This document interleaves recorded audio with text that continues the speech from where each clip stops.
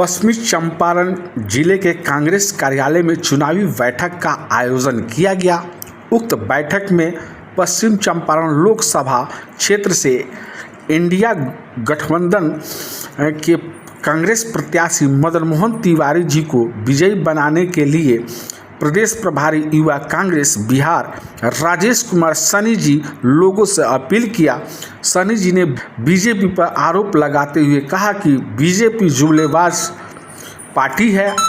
आप देख सकते हैं कि स्टील प्लांट अब तक चालू नहीं हुआ, चनपटिया चीनी मिल अब तक चालू नहीं हुआ। ये शर्म की बात है। 15 साल से बीजेपी बेतिया में राज कर रही है, लेकिन मुझे विकास कहीं दिखा नहीं। ये पूर्ण रूप से बीजेपी जुमलेबाज पार्टी है। इसलिए आप सभी मतदाताओं से अनुरोध है कि ज़्यादा से ज़्यादा मदन मोहन तिवारी जी को आप लोग उनके हाथ को मजबूत करें और विकास की गंगा देखें। उक्त अवसर पर जिला कांग्रेस कमेटी के जिला अध्यक्ष भारत भूषण दुबे, राकेश यादव, विनय यादव, अभिषेक रंजन, विजय पुष्प, विनय शाही इत्यादि मौजूद थे। मंच का संचालन युवा जिला अध्यक्ष शिव पुजारी ने किया।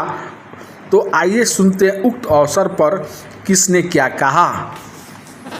जिला युवा कांग्रेस की ओर से आज एक दिवसीय बैठक रखी गई।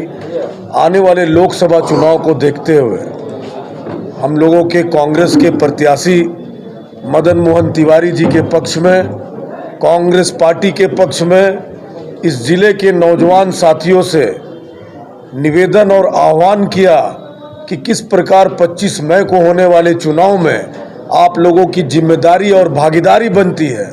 जिस तरह पिछले 15 वर्षों से यहाँ के लोकल सांसद ने इस क्षेत्र को ठगने और छलने का काम को किया, और देश में खास तौर पे देश के प्रधानमंत्री नरेंद्र मोदी जी ने एक वादा करके जब आए थे ये कि जब हमारी सरकार बनी तो 2 करोड़ रोजगार प्रत्येक वर्ष दूंगा।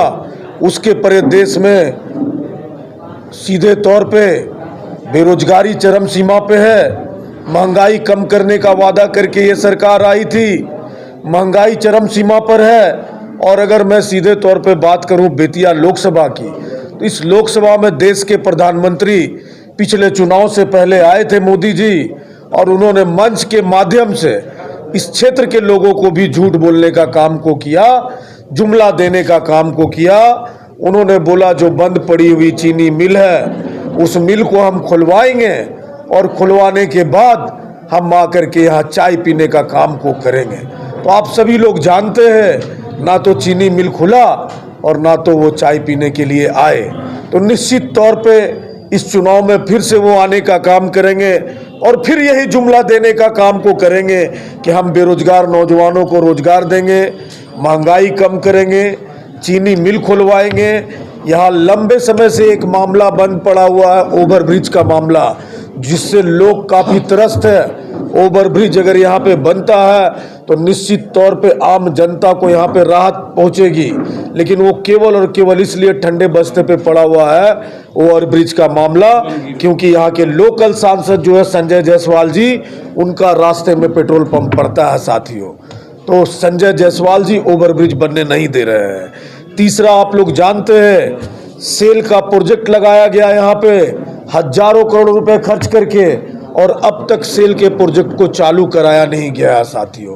तो कांग्रेस पार्टी और इंडिया गठबंधन के लोग इस चुनाव में अगर सरकार बनती है तो आप देखिएगा जो रिक्त पड़ी हुई नियुक्तियां है, 30 लाख रिक्त पड़ी हुई नियुक्तियां है, जिसको केंद्र सरकार ने देश के शिक्षित नौजवानों को, पढ़े लिखे नौजवानों को देने का काम नहीं किया। वो अगस्त महीने में सबसे पहले ये जो हमारा न्याय गारंटी में वादा है, युवा न्याय गारंटी, उस पर 30 लाख नौकरी कांग्रेस पार्टी और इंडिया गठबंधन देने का काम को करेगी। दूसरा हमारा है नारी न्याय गारंटी। नारी न्याय गारंटी के माध्यम से आधी आबादी पूरा हक की बात कांग्रेस पार्टी करती आई है। देश की प्रथम प्रधानमंत्री इंदिरा गांधी जी थी, आपको जानकारी है, और उसके बाद देश में सबसे पहला लोकसभा स्पीकर अगर किसी ने बनाया तो कांग्रेस पार्टी ने बनाया मीरा कुमार जी को। देश में सबसे पहली राष्ट्रपति अगर किसी ने बनाया तो कांग्रेस पार्टी ने बनाया प्रतिभा देवी पाटिल जी को। तो निश्चित तौर पे महिलाओं की अधिकार की रक्षा की जाएगी। 1 लाख रुपए सालाना पढ़े लिखे महिलाओं को, प्रत्येक घर में एक महिला को उनके खाते में सीधे तौर पे राहुल गांधी जी और इंडिया गठबंधन की सरकार देने का काम को करेगी। किसानों का कर्ज माफ करने का काम को कांग्रेस पार्टी इंडिया गठबंधन की सरकार करेगी। पिछले बार भी हमने किसानों का कर्ज माफ किया 77,000 करोड़ रुपए। जब यूपीए की सरकार थी 2009 से लेकर 14 तक, तब हमने किसानों का कर्ज माफ किया। इसी के परे भाजपा ने और प्रधानमंत्री जी ने, मोदी जी ने अपने गिने चुने व्यापारी मित्रों का लाखों हजार करोड़ रुपए माफ करने का काम को किया। जब किसान आंदोलन कर रहे थे तो आपने देखा किस प्रकार कीले बिछाई गई सड़कों पर, दिल्ली की सड़कों पर।